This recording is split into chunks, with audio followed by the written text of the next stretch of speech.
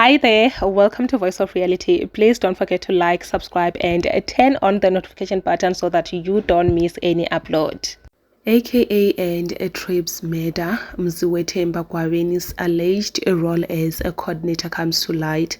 After so many years, guys, he now comes to light. I don't know if there is something happening to him or he's just feeling guilty, or I don't know, but he comes to light. The accused allegedly received over 800,000 from a taxi family business the day after the killings, and unfortunately this was a paid for hit, which means he was paid to actually take off, aka. But at this point, guys, I'm just asking myself, what was the use? Why did you do it though?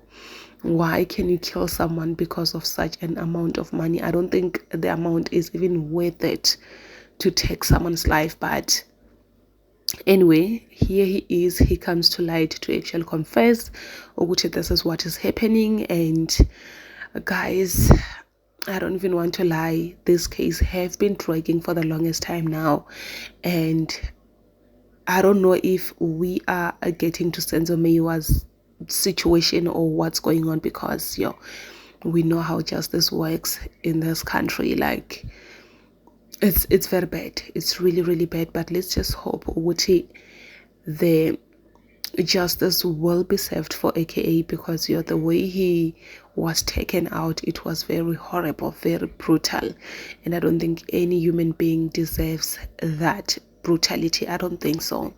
And his parents, at least now, they will be at ease knowing that their son have received the justice he deserves.